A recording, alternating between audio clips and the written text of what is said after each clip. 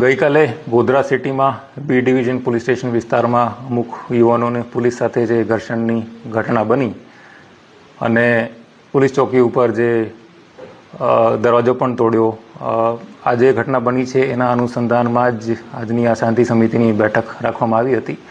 ગઈકાલની ઘટના ઉપર એફઆઈઆર પણ પોલીસ દાખલ કરી છે અને સીસીટીવી અને બોડી કેમના જે કેમેરાના ફૂટેજ છે એના બેસિસ ઉપર જે પણ દોષી છે એને પોલીસ દ્વારા અરેસ્ટ કરવામાં આવશે.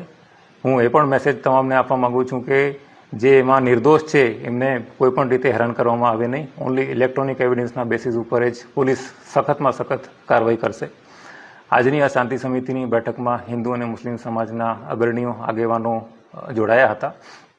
તમામ સાથે ગોધરા ટાઉનમાં અને પંચમહાલ જિલ્લામાં શાંતિપૂર્ણ વાતાવરણમાં આગામી નવરાત્રિનો જે તહેવાર છે એ કરવામાં આવે એના માટે ખૂબ સારી રીતે બેઠક થઈ છે અને તમામને જિલ્લા વહીવટીતંત્ર અને પોલીસ તંત્ર તરફથી પણ અપીલ કરવામાં આવી છે અને બધાએ ખાતરી પણ આપી છે કે પંચમહાલ જિલ્લામાં શાંતિનું જે માહોલ છે એ કાયમ રાખવામાં આવશે. સાહેબ, ગોધરા શહેરના લોકોને શું સંદેશ આપનો રહેશે? ગોધરા શહેરના લોકોને મારું એ જ સંદેશ છે કે સોશિયલ મીડિયા ઉપર કોઈ પણ ખોટી અફવા, ખોટું કે વિડીયો વાયરલ થયું હોય એના ઉપર ધ્યાન ના આપે, નજીકના પોલીસ સ્ટેશનને જાણ કરે.